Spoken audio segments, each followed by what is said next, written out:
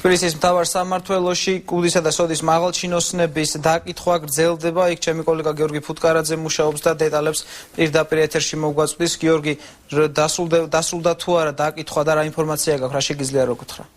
თორნიკე თბილისის მთავარ სამმართველოში კონსტიტუციური უსაფრთხოების დეპარტამენტის მაღალჩინოსნებისთვის ბრალის წაყენების პროცესი უკვე დაწყებულია. ყველაზე ბოლო აქ მომიდა ვასილ ჯამალაშვილის ადვოკატი, ეს არის კუდის ერთ-ერთი მაღალჩინოსანი და ადვოკატის განცხადებით ჯამალაშვილს ბრალი ედება უკანონო მოსმენებში, ასევე დღეს ბრალს წაუყენებენ ლევან ქარდავას, კონსტიტუციური უსაფრთხოების დეპარტამენტის ხელმძღვანელს, რომელსაც ბრალი ედება თავისუფლების უკანონო აღკვეთასა და თანამდებობრივი უფლებამოსილების გადამეტებაში მის საქმეში ფიგურირებს ბიზნა ივანიშვილის დაცვის ყოფილი წევრის ბესიკ სურმავას ეპიზოდი. ჩემი დაცვის ქვეშ მყოფი არის ვასილ ჯამალაშვილი. იმყოფება ნორმალურ მდგომარეობაში, მე გუშინაც მოგახსენეთ. არანაირი ზეწოლას ადგილი არ ქონია. არც დაკავების პერიოდში, არც ამ ეტაპზე. თავს გზნობს კარგად.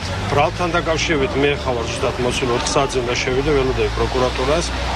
ბრალი იქნება წაყენებული და მაქსიმუმ 9 საათში ან 1 საათში მე სრულად მეცოდნევა სულ ინფორმაცია. ახლა უყენებენ ბრალს და მუხლების სავარაუდოდ იქნება თავისუფლების უკანონო დაკვეთა და სამსახურებრივი უფლებამოსილების გადამეტება. ეს ეპიზოდზე არის საუბარი?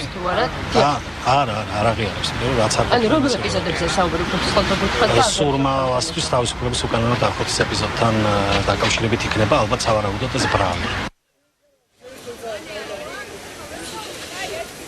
თიხ როგორც ჩვენთვის ცნობილია, არც ერთი დაკავებული ბრალს არ აღიარებს. ადვოკატების განცხადებით, მათ შეიძლება გამოიყენონ ასევე დუბილისუფლება და უარი განაცხადონ ჩვენებების მიცემაზე, თუმცა ჯერჯერობით ბრალის წაყენების პროცედურა არ დასრულებულა. შემდეგ საინფორმაციო გამოშვებებში უკვე შეგვეძლება კონკრეტულად ვისაუბროთ, რა მუხლებში ედება ბრალი კუდის მაღალჩინოსნებს.